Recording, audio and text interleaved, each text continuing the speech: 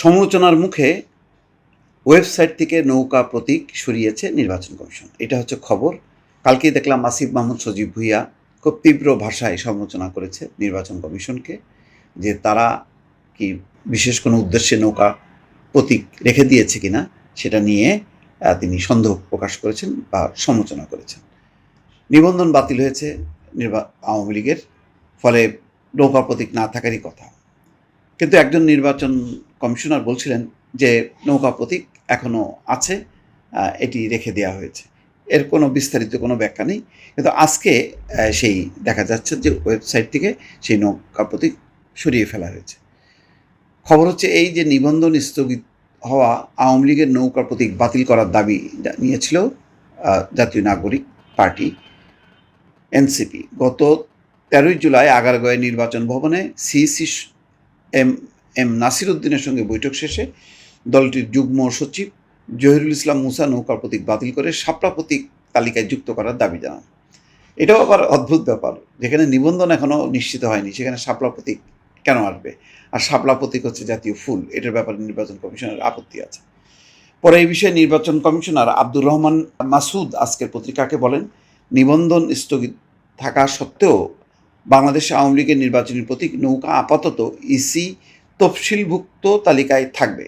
ইসির শাপলা প্রতীক যুক্ত হওয়ার বিষয়ে এখন পর্যন্ত নতুন কোনো সিদ্ধান্ত হয়নি বলে জানান তিনি। তবে আজ বুধবার নির্বাচন কমিশনের ওয়েবসাইটে নিবন্ধিত দলগুলোর তালিকায় দেখা গেছে সেখানে বাংলাদেশ আওয়ামী লীগের নাম থাকলেও ব্র্যাকেটে স্থগিত শব্দটি লেখা আছে, আর প্রতীকের ঘরে কোনো ছবি নেই।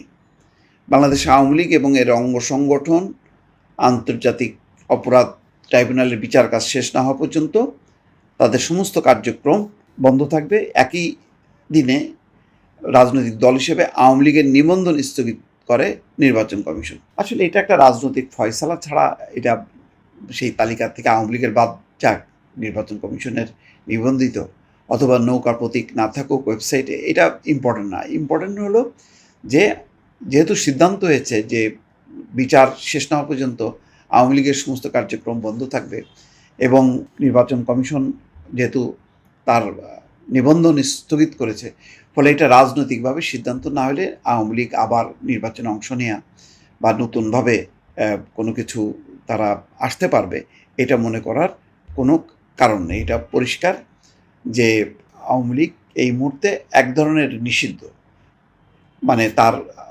ছাত্রলীগ অঙ্গ সংগঠন যেমন নিষিদ্ধ, আওয়ামী লীগও নিষিদ্ধ, তার প্রকাশ্য কোনো রাজনৈতিক কর্মসূচি নেই।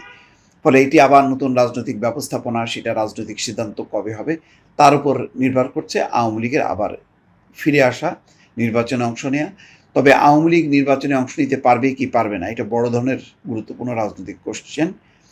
এই প্রশ্নের মীমাংসা করাটা খুব সহজ বলে এখন যতটা মনে হচ্ছে বিষয়টা তেমন না। যদি আন্তর্জাতিক সম্প্রদায় খুব শক্ত অবস্থান নেয় আওয়ামী লীগের পক্ষে যে কোনো রাজনৈতিক দলকে নির্বাচনে অংশগ্রহণে বাধা দেওয়া যাবে না, তখন কিন্তু সরকার বেকায়দায় পড়বে। ফলে এটা একটা গুরুত্বপূর্ণ রাজনৈতিক সিদ্ধান্ত। ফলে এটা খুব সহজেই মিটে গেল, ওয়েবসাইট থেকে নৌকা প্রতীক সরানো হলো, ফলে আওয়ামী লীগ একদম নিশ্চিহ্ন হয়ে গেল। বিষয়টা মনে করার কোনো কারণ নেই। দর্শক ভালো থাকবেন, আল্লাহ হাফেজ।